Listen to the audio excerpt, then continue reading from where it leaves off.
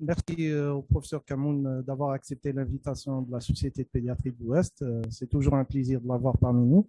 Donc, je vous rappelle que le professeur Kamoun est neuropédiatre au CHU de Sfax, un service très familier aux pédiatres algériens qui veulent se perfectionner en neurologie pédiatrique, avec une magnifique équipe, notamment le professeur Kamoun et le professeur Shelfi Triki.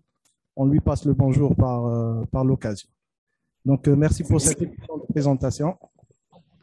Parmi les questions qui reviennent fréquemment, quel est l'antiépileptique à choisir en cas d'association d'épilepsie et troubles du spectre autistique?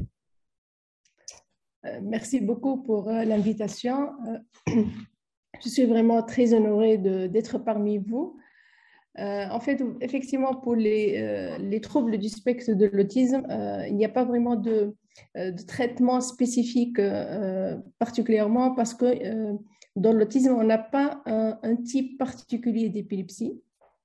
Donc, ça va dépendre du type de crise que va présenter le patient, ça va dépendre des anomalies de l'EEG. Mais généralement, ce qu'on connaît dans les troubles du spectre de l'autisme, c'est que fréquemment, ils ont des anomalies sur les lobes frontaux. Le plus fréquent, on a des anomalies qui dominent sur la région frontale. Les crises épileptiques peuvent être de type focal. Donc, généralement, quand on a un contexte de crise focale, on a tendance à choisir la carbamazépine, le Tegretol, sauf que dans l'autisme, ils ont démontré qu'on peut avoir des anomalies qui sont activées par le sommeil. Dans ce cas, le Tegretol, il est à éviter. Et donc, on va privilégier plus le valproate de sodium, la dépaquée. Donc, c'est vraiment au cas par cas. Merci.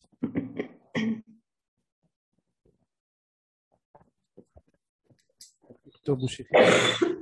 Docteur Bouchiri va poser deux questions.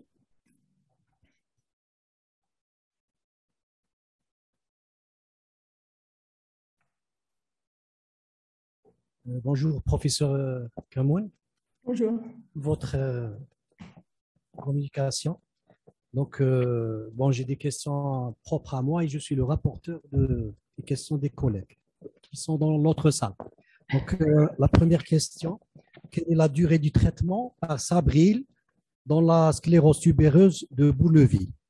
Et est-ce qu'on garde le même traitement si la sémiologie des crises change? D'accord. La première. Donc, si vous voulez, je vous donne les questions, sinon j'attends. D'accord. Je voulais qu'on réponde question par question. Question par question, je préfère, Voilà. parce qu'il y a plusieurs questions pour ça. Voilà. Sinon, on va les oublier. Voilà. Dans la sclérose tubéreuse de Bourneville, dès qu'on trouve des anomalies à l'EEG, ou dès que le patient commence à présenter des crises, donc il va présenter quand il est jeune, que ce soit des crises focales ou des spasmes, on va commencer par le Sabril. Et on va maintenir le traitement tant que l'âge de l'enfant le permet. C'est-à-dire, on va dire que grosso modo, jusqu'à l'âge de 1 an, c'est l'âge des spasmes épileptiques. On va garder le patient sous Sabril. Tant qu'il a des anomalies à l'EEG, parce que le but, c'est d'éviter, c'est vraiment la seule condition où on met un traitement pour prévenir l'épilepsie. Et là, il y avait un cas, je me rappelle très bien d'un patient qui était âgé je pense, de 4 mois, qui a présenté des crises focales. Au début, il a été traité par valproate, par des paquets. Mais quand on l'a vu, même pas une semaine après, on a contrôlé l'EEG. On a trouvé que sur l'EEG, il est en train d'altérer son EEG. Il y a une hypsarythmie qui commence à s'installer. Pourtant, elle n'a pas refait de crise. C'était seulement des crises focales au début. Donc, on l'a mis sous vigabatrin, sous Sabril. Et on a poursuivi le traitement pendant plus d'1 année. Elle n'a pas refait de crise. Son EEG commence à s'améliorer et donc on va la traiter comme on traite une épilepsie. On va dire qu'il faut minimum 2-3 ans sans crise avec une EEG normale, mais vraiment ça dépend cas par cas. Par exemple, la sclérose tubereuse de Bourneville, on ne sait pas quel tubère va s'exprimer et à quel âge. Généralement, le Sabril sera maintenu pendant l'âge où il y a le risque des spasmes, on va dire minimum l'âge de 1 an. Après, on peut changer par les autres antiépileptiques parce qu'aussi, le vigabatrin, il peut avoir des altérations du champ visuel. On va essayer de minimiser la durée de l'utilisation du Sabril. La deuxième question.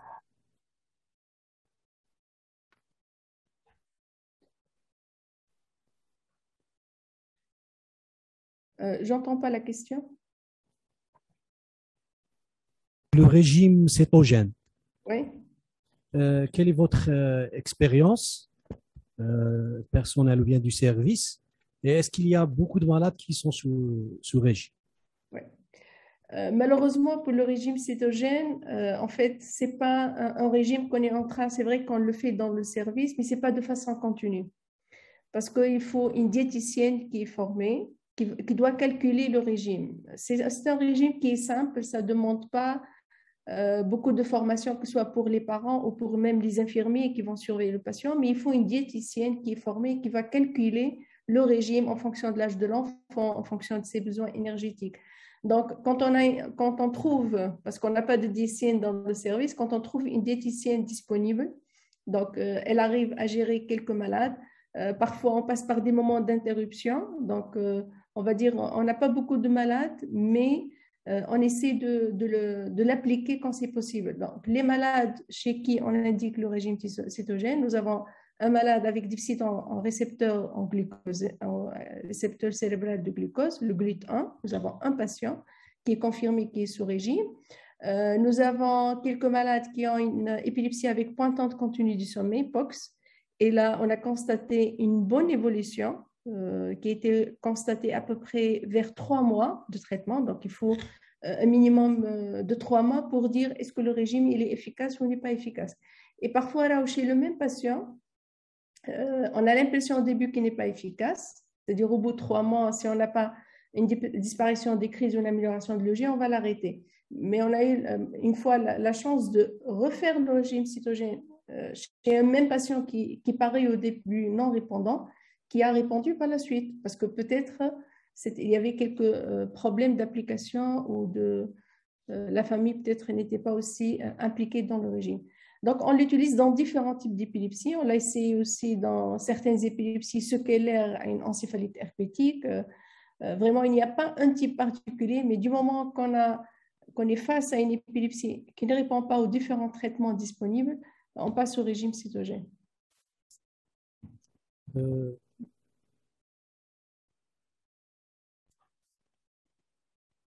J'entends pas.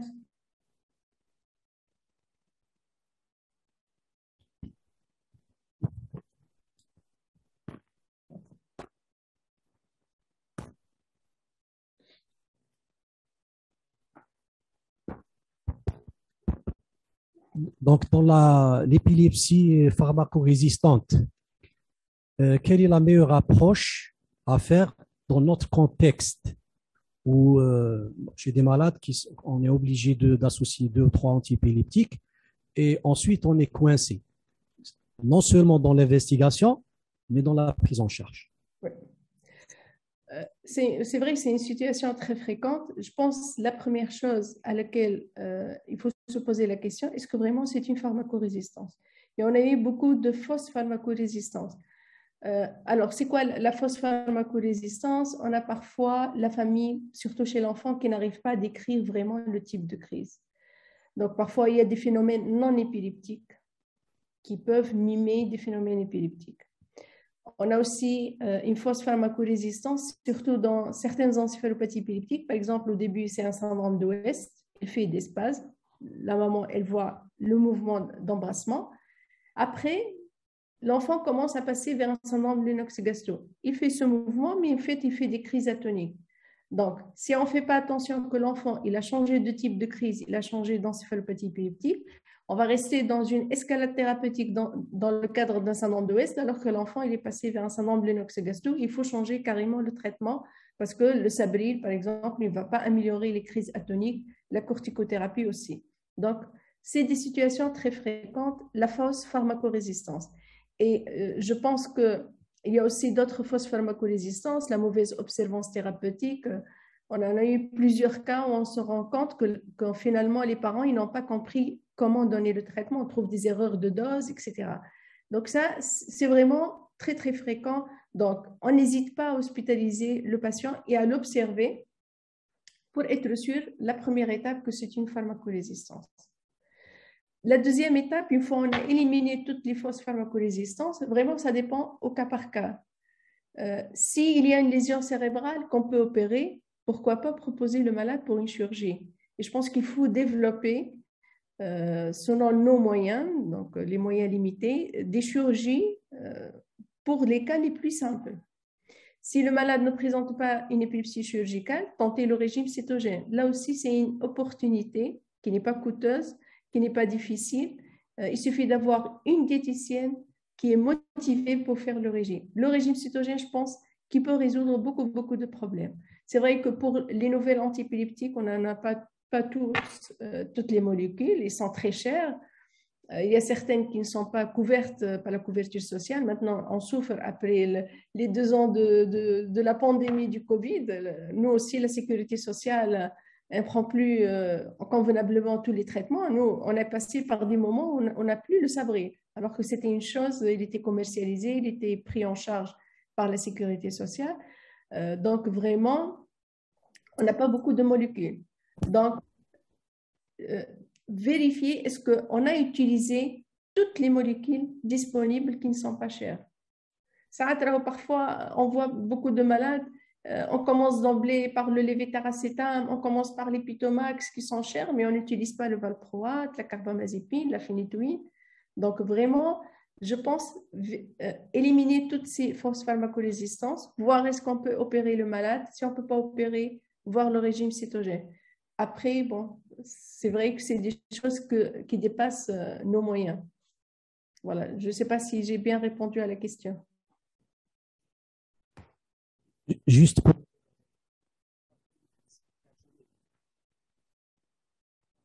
Je n'ai pas entendu, s'il vous plaît.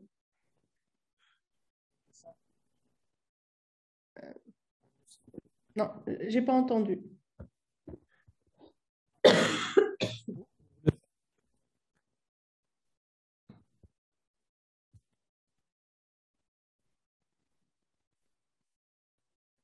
J'entends pas, s'il vous plaît. Non, j'ai pas entendu. Sabril. Le sabri? Oui, je disais que même ici en Algérie, on ne l'a jamais eu. D'accord.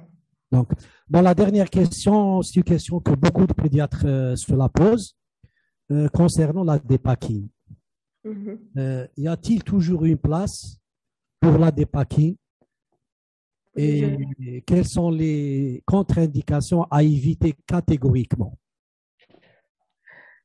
Oui, la dépakine, ça reste un très, très, très bon antiépileptique qui nous rend beaucoup de services, surtout chez l'enfant. Parce que quand on a une épilepsie, on n'arrive pas encore à définir le syndrome épileptique, on n'a pas toutes les caractéristiques de l'épilepsie, on va mettre sous dépakine. Parce que si je ne suis pas sûre, est-ce que la crise est généralisée ou focale, je ne risque pas de l'aggraver. Si je ne sais pas, est-ce que le patient présente des absences ou bien des crises atoniques, donc avec la dépakine, je traite mon patient, je ne risque pas de l'aggraver. C'est un traitement qui est très, très bien connu. On connaît tous ses effets indésirables, on peut le gérer. Donc, ça reste vraiment, pour nous, c'est un traitement toujours en première intention, à part les indications particulières, par exemple les spasmes, c'est le Sabril, etc. Ça reste un très bon traitement. Et même s'il y a des effets indésirables, on peut les prévenir. Les contre-indications, il n'y a pas de vraies contre-indications pour le Vigabatrin, pour le valproate. Peut-être il y a maintenant des restrictions pour les jeunes filles en âge de procréation. Voilà. Et là, ça commence à nous poser des problèmes, surtout, on va dire, pour l'adolescente. Pour les adolescentes, on va essayer de l'éviter. Bon, chez les adolescentes, on a assez souvent des épilepsies myocloniques. Donc, les épilepsies myocloniques. Donc, on peut utiliser le lévétiracétam. Dans certains cas, le lamotrigine, mais ça peut aggraver. Les benzodiazépines. Si la patiente, elle refuse catégoriquement le valproate. Donc, à mon sens, il n'y a pas de vraie contre-indication pour le valproate. C'est vrai qu'on en parle beaucoup maintenant pour les jeunes filles qui ont pris le valproate, qu'éventuellement, même après, à long terme, quand ils auront leurs enfants, ils auront des malformations, il y a le risque de développer des troubles du spectre de l'autisme. Mais je pense que c'est l'antiépileptique qui nous rend beaucoup de services. Ok, merci. Je vous en prie.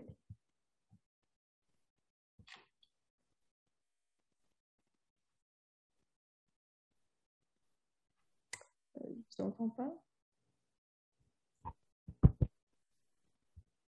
Il y a un collègue qui pose une question. Il vous dit, je pense que la réduction du taux d'épilepsie dans la population doit s'assurer en premier temps, j'essaie de lire sur un portable, en premier temps par une population informée sur les facteurs de risque inducteurs, mais aussi d'une grossesse programmée et bien suivie. Si ça ne va pas réduire l'incidence pour réduire les conséquences, elle pourra réduire les conséquences traumatiques ou cognitives post-critiques. Que pensez-vous?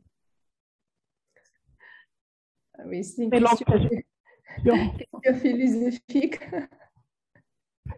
Oui, je pense, bon, si on veut parler sur l'éthiopathogénie de l'épilepsie, oui, c'est vrai, c'est difficile de diminuer l'incidence de l'épilepsie, peut-être en évitant tout ce qui est lésions acquises, mais pour tout ce qui est prédisposition génétique, à ma connaissance, c'est encore difficile à contrôler parce que la génétique de l'épilepsie, à part quelques formes, on connaît bien le gène, le mode de transmission, qu'on peut prévenir la survenue de ces épilepsies, mais sinon, l'épilepsie reste une maladie polygénique. On trouve assez souvent des contextes de plusieurs cas dans la famille, mais c'est un peu difficile de diminuer l'incidence de l'épilepsie. Peut-être les étiologies, ils changent avec le temps. C'est comme pour la paralysie cérébrale. Les étiologies, peut-être, ils changent. On essaie de diminuer tout ce qui est les lésions acquises, les problèmes des lésions, tout ce qui est périnatal, mais finalement, tout ce qui est génétique, neurodéveloppemental, c'est difficile de le diminuer. Je pense que la question, elle a abordé aussi la stigmatisation des patients épileptiques aussi, le vécu de la femme épileptique, comment elle va mener sa grossesse, le risque de l'épilepsie sur la grossesse et l'effet de la grossesse sur l'épilepsie. C'est vrai, c'est un dilemme et je pense que l'épilepsie en elle-même, c'est une spécialité à part et il faut, finalement, celui qui prend en charge des patients épileptiques, vraiment, il doit se concentrer et se focaliser sur l'épilepsie. Une autre question, si vous permettez, et je reviens là à la pédiatrie générale ou à la médecine générale. Les convulsions chez le nouveau-né, en attendant un diagnostic, comment on va procéder au traitement si on n'est pas arrivé au diagnostic, notamment chez les convulsions chez le nouveau-né, où on pense à des convulsions néonatales bénignes, où on pense à la vitaminodépendante. On n'a pas encore de diagnostic et les convulsions sont là. Que doit-on faire? Oui. C'est vrai, pour la période néonatale, c'est un peu particulier. C'est des types de crises qui ont une autre façon de prise en charge. Nous, ce qu'on fait en collaboration avec nos collègues de service de néonatologie, on a l'habitude de commencer par le Gardinal et le Rivotril en intraveineux. On n'a pas, par exemple, la phénitoïne, on n'a pas le lévétiracétam non plus en injectable. Donc, ces deux molécules, du moment que le patient ne répond pas, c'est-à-dire il y a des crises fréquentes, je veux dire des états de mal, la première étape, c'est de tester la pyridoxine, la vitamine B6 par voie orale, donc par sonde gastrique. Nous, on n'en a pas la forme injectable. On ne dispose pas du pyridoxal phosphate ni de l'acide folignique. Tout ça, ça n'existe pas. Nous avons que la pyridoxine sous forme de comprimé. Donc, quand même, on va éliminer une pyridoxine de dépendance. On a la chance aussi de pouvoir faire l'étude génétique de la pyridoxinodépendance. Donc, quand on doute, on fait le test. Quand le patient répond, on va confirmer par l'étude génétique. Et en Tunisie, en fait, nous avons une seule mutation avec un effet fondateur. Donc, c'est facile de faire le diagnostic et la confirmation. Dans les situations où ça ne répond pas, vraiment, il n'y a pas d'autre alternative. Donc, on va essayer les antiépileptiques. Nous, on a eu plusieurs cas où on suspecte est-ce que c'est un déficit en pyridoxal phosphate. On ne peut pas le confirmer. Donc, on va agir au cas par cas. Pour les convulsions néonatales bénignes, à mon sens, je pense que ce sont des crises qui sont sérielles, en fait, et ne se présentent pas vraiment sous forme d'un état de mal. On a un nouveau-né qui est bien, qui ne désature pas. Ce n'est pas comme dans les encéphalopathies épileptiques, par exemple par pyridoxinodépendance ou par anoxo-ischémie. Donc, ce sont des nouveau-nés généralement qui vont bien. C'est des crises qui sont rapprochées. Et donc, on va traiter l'épisode aigu par les antiépileptiques en attendant l'évolution. Donc, c'est vraiment au cas par cas. Et pour les cas résistants, il n'y a pas beaucoup d'alternatives thérapeutiques, malheureusement. Merci. Une dernière.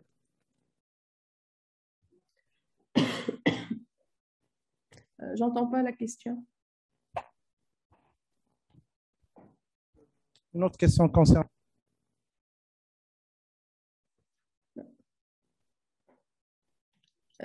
J'ai pas entendu, s'il vous plaît. Vous pouvez répéter?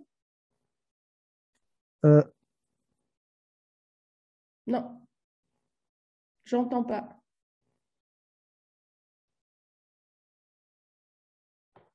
Est-ce que vous pouvez répéter? C'est bon pour l'instant?